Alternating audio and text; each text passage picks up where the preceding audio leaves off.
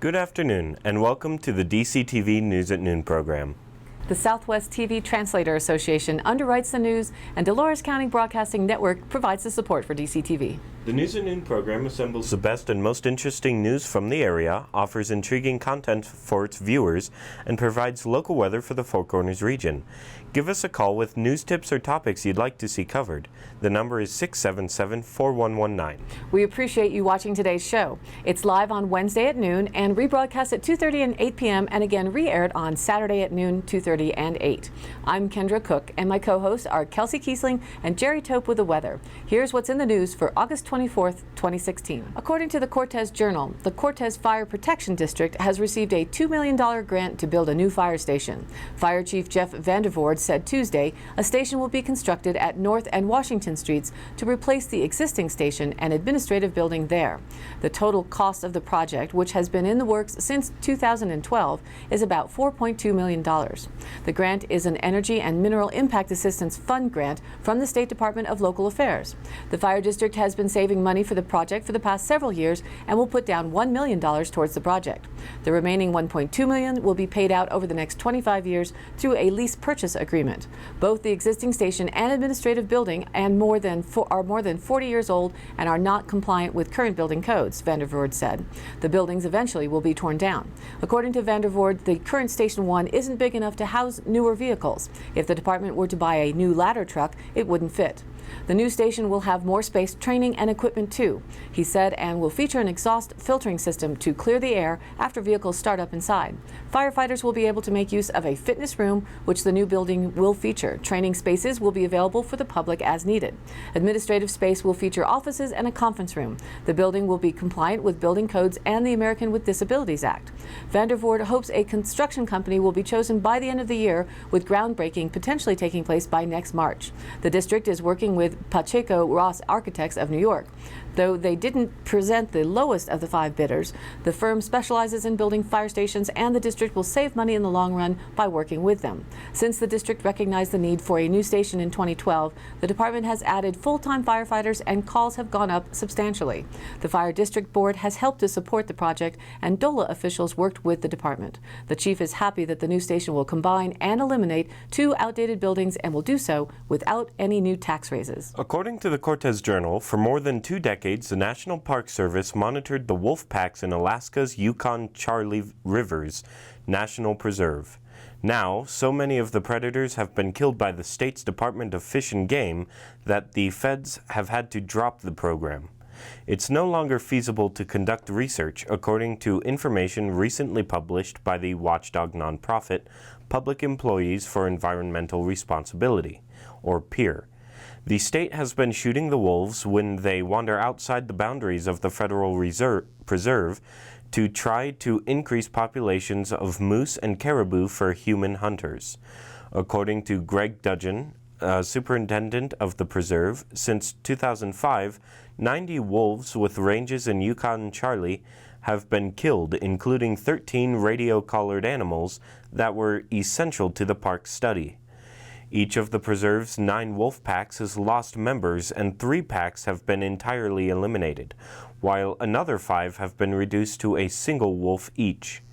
The last population count by the National Park Service in 2011 came up with 77 wolves. Since that count, the Park Service wound down its study, officially ending it in 2014. In additional correspondence that has been made public by PEER, Bruce Dale of ADFG confirmed that from 2011 to 2015, the department killed 179 wolves through its wolf control program. Dale also confirmed that his department uses 28 radio-collared Judas wolves to help them locate and kill other wolves. Last fall, the National Park Service banned several sports hunting practices within federal preserves in an attempt to protect Alaskan predators like wolves and bears. But recent news of how many wolf packs have been eliminated or severely reduced by Alaska Department of Fish and Game across the state call into question if the federal ban went far enough to protect predators. The rain downpours yesterday were something everyone got at least a little part of. We've had some reports called in from around the area for just how much rain fell on you and where. Jerry will bring you those details and his weather forecast coming up later in the broadcast. Meanwhile, the Cortez Journal reported on the mudslides west of Telluride. The Colorado Department of Transportation advises motorists to remain alert while driving along Colorado Highway 145 just west of Telluride because of the mudslides. The highway is open, but motorists will encounter periodic delays while crews continue to remove mud and debris from the roads, ditches, and culverts. CDOT has a 10-man maintenance crew with 6 pieces of heavy equipment working Colorado 145 between Telluride and Saw Pit. Motorists can expect intermittent delays while work is being done from 8 a.m. to 5 p.m. Monday through Friday for the next 2 weeks.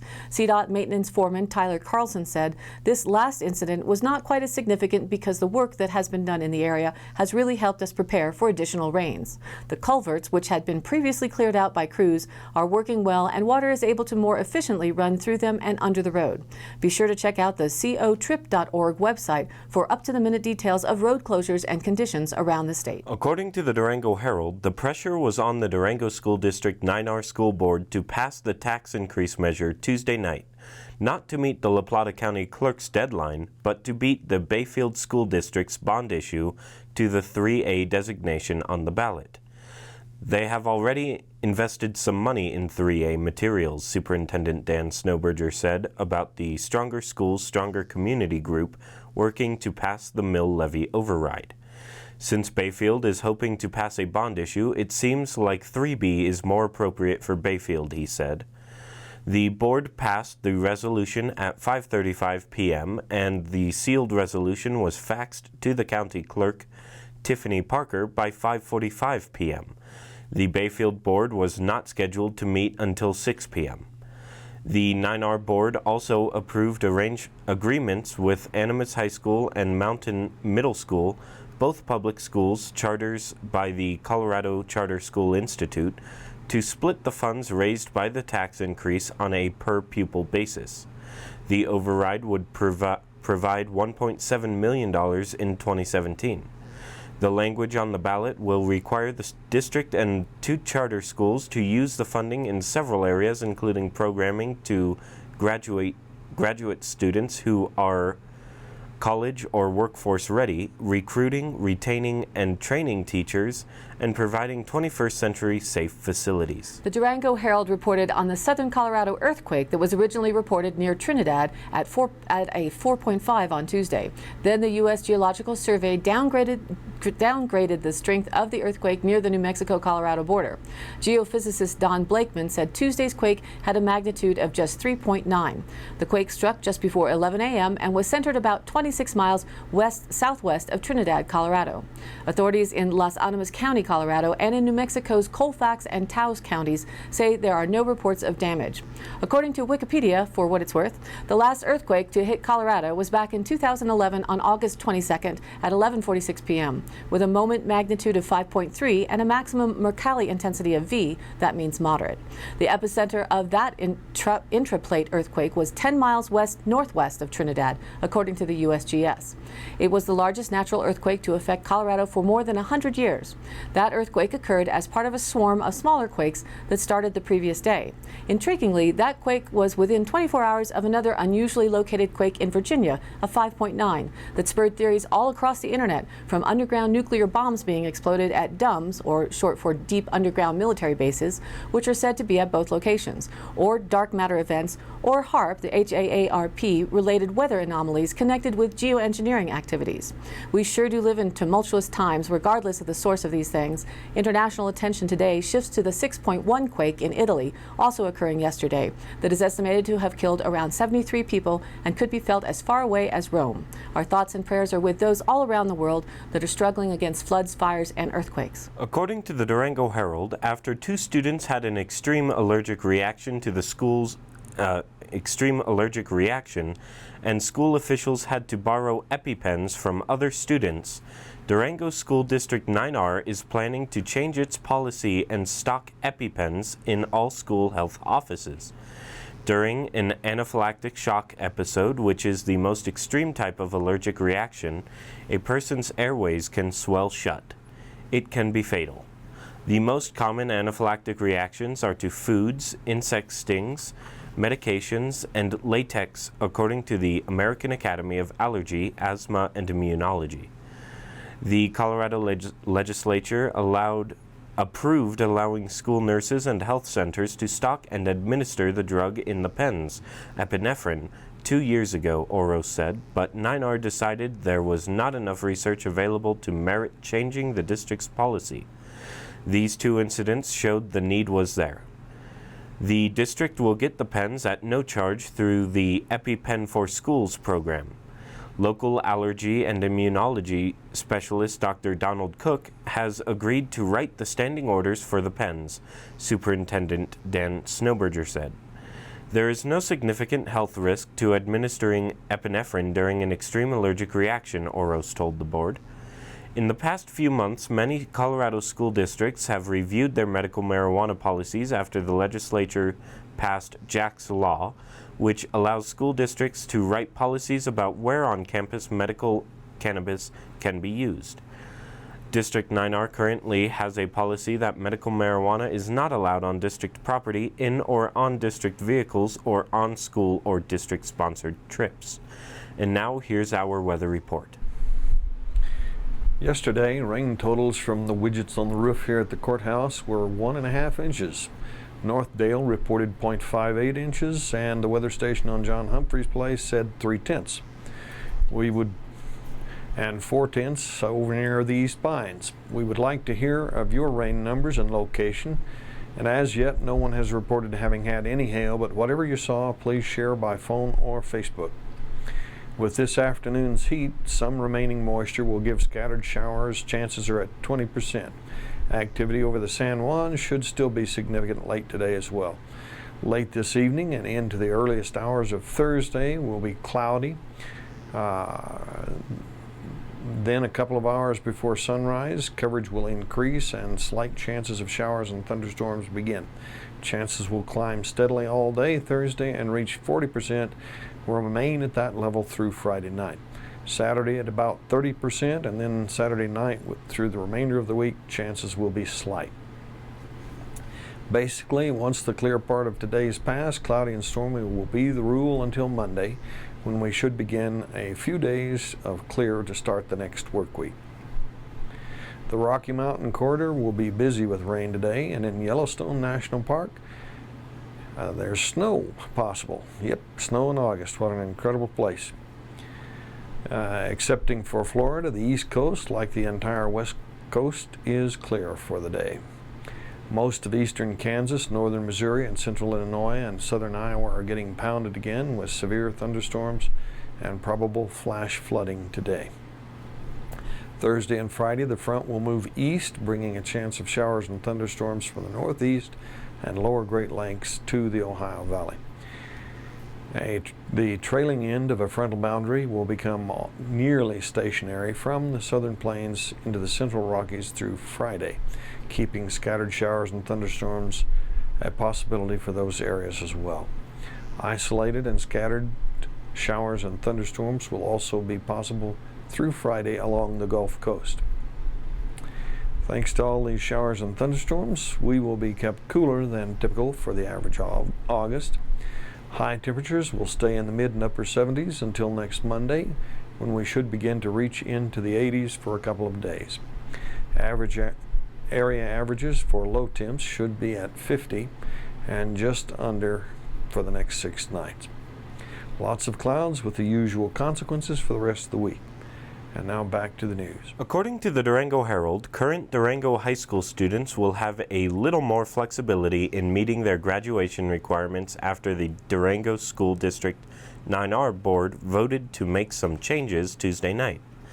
The changes will eliminate fine arts and career and technical education requirements, allowing students to select 9.5 of their 27 required credits as electives, allow more courses, some to be developed, to meet math and social studies requirements, such as personal finance literacy and issues in the 21st century. The goal is to support additional skills development. These are just some tweaks, 9R Superintendent Dan Snowberger said. We wanted to make the changes at the beginning of the school year so students could change schedules if needed. We don't anticipate a mad rush to the counselor's office. Directly from the BLM and Cortez Journal report, forecasts call for a hazy fall. Over the next few months, expect smoke on the horizon in Dolores County as the Bureau of Land Management sets a series of low-intensity prescribed burns. The West Rim Pines project will treat 600 acres of ponderosa pine and gamble oak forests along the rim of the Dolores Canyon, 7 miles east of Dove Creek. The planned burns consist of 20 units and will be conducted as conditions allow. They are part of a larger BLM project to reduce hazardous fuels and improve wildlife habitat. Chris Barth, Public Information Officer for the BLM's Southwest Fire District, said, "We are reintroducing fire to a fire-adapted ecosystem that has not seen fire in a long time. Burns have multiple objectives. They improve forest health and protect the public from the potential of larger fires. Cooler temperatures and wetter conditions favor prescribed burns this time of year," he said. Crews anticipate introducing fire to 8 units as early as this week. Once conditions are ideal, they use drip torches to ignite the forest floor. The burn plan contains specific criteria regarding weather conditions and air quality that must be met to ensure control of the burn and to minimize smoke impacts to local communities, according to BLM Fire Management Specialist Ian Barrett. The low-intensity fires reduce forest litter and knock back ladder fuels that contribute to catastrophic crown fires. In areas treated by prescribed burns, if a fire does come through in the future, it has less risk of becoming a large wildfire, Barth said. The treatment also protects wildland-urban interface communities, provides fire breaks for future fires, improves big game and sage-grouse habitat, and helps range conditions. Fire feeds nutrients into the soil and reduces overstory, allowing sunlight to come in so different plant species can grow, Barth said. The BLM has obtained smoke permits from the Colorado State Air Pollution Control Division, which identify atmospheric conditions under which the burns can be implemented. The prescribed burns may be completed through the fall and will be monitored once completed to ensure public safety. While smoke may be visible in the area at times, most of the smoke will lift and dissipate during the warmest parts of the day. Smoke may be visible in the area for several days after each burn is completed, as vegetation in the interior continues to smolder. There are no road or forest closures planned because of the project.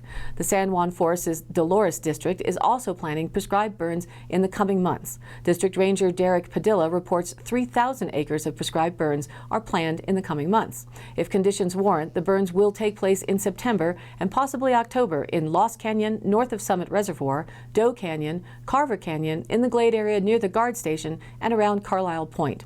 Padilla said the goal is to ramp up prescribed burns in the area with a target of burning 3,000 to 6,000 acres per year. In early September, about 1,200 acres will be burned by hand crews over 5 to 7 days. The goal is to reduce slash left from a previous timber sale and reduce the buildup of natural fuels. Smoke will be visible from Colorado Highway 184 between Dolores and Mancos, as well as from Cortez. Smoke may settle into low-lying areas near the burn overnight. Another prescribed burn will take place 11 miles north of Dolores, near Trimble Point, south of the intersection of Forest Roads 514 and 523.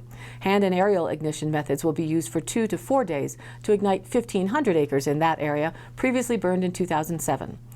The goal is to reduce the ground litter by mimicking historic fire return intervals. Smoke may be visible from the Dolores and Groundhog Reservoir areas, and smoke may settle into the McPhee Reservoir overnight. District fire managers also plan to ignite by hand up to 900 acres of logging slash over the course of 1 week in the Doe Canyon area a mile west of the intersection of Forest Roads 505, 504, and 506, about 10 miles east of Dove Creek.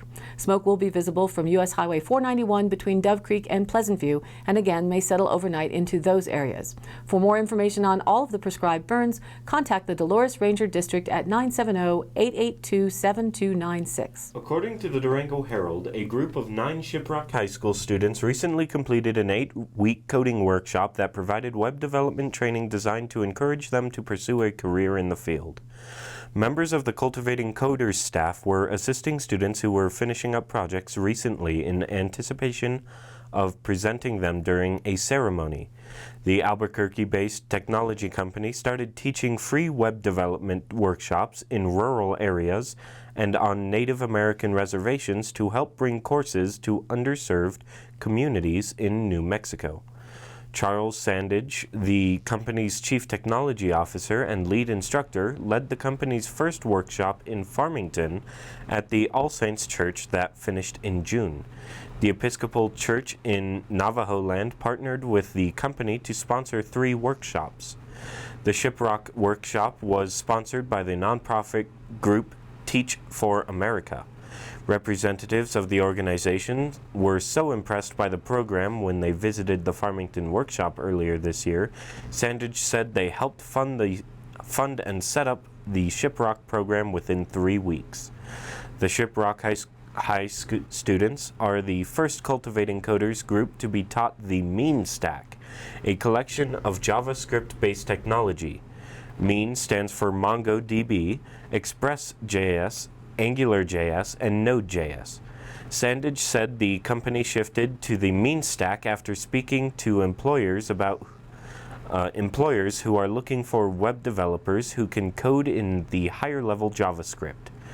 They'll have a base in something that is extremely employable, Sandage said. Reported in the Cortez Journal, Cortez artist Rosie Carter brings her 3-dimensional works to Olio restaurant in Mancos this week. Carter's show, titled All Shining Briefly, runs August 27th through October 15th. It will be the 3rd time she's shown her rustic countryside-inspired creations at Olio. Carter's artwork starts with a simple drawing, and many become screen prints on paper or sheet metal, but others evolve into detailed diorama-like presentations that pop out of their box frames. The self-taught artist grew up in New Mexico, she said, fascinated by shrines and stage and puppet sets. I always wanted to put stuff in boxes, Carter said. The huge, expansive western landscape influences her work, too. She's also interested in geology and the huge scale of time that worked to shape the area, thinking about how this area was once covered by a massive inland ocean and giant mountain ranges have come and gone puts into perspective the inconsequential nature of humanity, she said. All Shining Briefly reflects that brief moment in time, Carter said. Despite her awareness of this massive scale, her art features smaller, pastoral moments such as flocks of birds flying and quaint country homes. Recently, Carter has experimented with wire to create more abstract pieces. That will be something new for people who have been familiar with her previous work.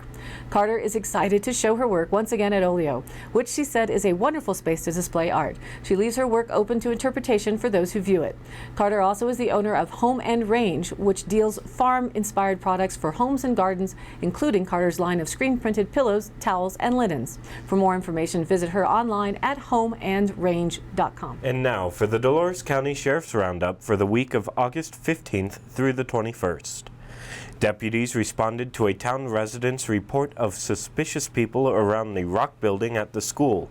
It was learned that they were juveniles who claimed to have been checking windows and doors and stated another juvenile was propping them open. An employee inspected the inside of the building for disturbance and found none. A Cortez resident reported a vehicle not returned after being borrowed that may be in Dove Creek. The incident is under investigation. A deputy responded for a report of a non-injury vehicle versus deer accident that occurred in the county. Investigated a report of food vendors operating without a town license. It was found that the town allows a variance on special events. A welfare check on a child was requested. A deputy responded. While on routine patrol, a deputy noticed and assisted a stranded motorist in town. A town resident's door was reported to be open while they were away. A deputy responded and waited until a relative was able to arrive and secure it. A ditch was found to be on fire on Highway 491 in Cajon. Pleasant View Fire was dispatched, but 3 local boys were able to put out the fires with shovels before they arrived. A report of theft is under investigation in Rico. A large fire at Squaw Point was contained by units from DCVFD, Egner Fire, and multiple units from Durango IA. A report of an off-road motorcycle accident was responded to by Rico Fire and Rescue. A weapon was reported stolen from a local resident during the car show. That's it for this week's Roundup. Stay tuned next week for more updates. In today's High Country happenings, Saturday, August 27th, there's live music with Hurricane, Jake's one-man band. Starts at 9 p.m. at Blondie's in Cortez. Saturday, August 27th, the Mildred Friendship Club Bazaar is held from 8 a.m. to noon on County Road P, the home of the Pipe People. Bazaar will include unique items and homemade goodies. All proceeds will go to the club's scholarship fund, helping local students attend college. And Sunday, August 28th, For Pets' Sake Humane Society's annual potluck meeting is from 1 to 3 p.m. at the large pavilion in Centennial Park near the Duck Pond. Please bring something yummy to share. Drinks will be provided. Discussion will include the nonprofit group's accomplishments and plans. There will also be an election of board members. All are welcome. For details, call 970-565-7387. And the Dove Creek High School is looking for volunteers to help construct a 10-foot doghouse facade for the football team members to run out through. They already have the lumber and tools, so show some bulldog spirit and let's get them built. All of the happenings are posted up on our DCTV News at Noon Facebook page, along with the embedded YouTube replays of the show live and the exclusive DCTV 5-day forecast. If you have an event, you can email us at dcbnnews@gmail.com or call the station at 677-4119 and we'll be sure to get it on air. Thanks for tuning in. This program is aired live at noon Monday through Wednesday, then rebroadcast at 2:30 and 8 p.m. and again aired Thursday, Friday, and Saturday in the same order at noon, 2:30, and 8 p.m. each day, respectively. And again, check us out on Facebook. We'd love for you to like us there and spread the word. We are now 1 week away from our 100th broadcast. Thank you all for the support you have shown us. For Kendra Cook, Jerry Tope, and everyone at DCTV with the News at Noon program out of Dove Creek, USA, I'm Kelsey Kiesling. Thanks for watching.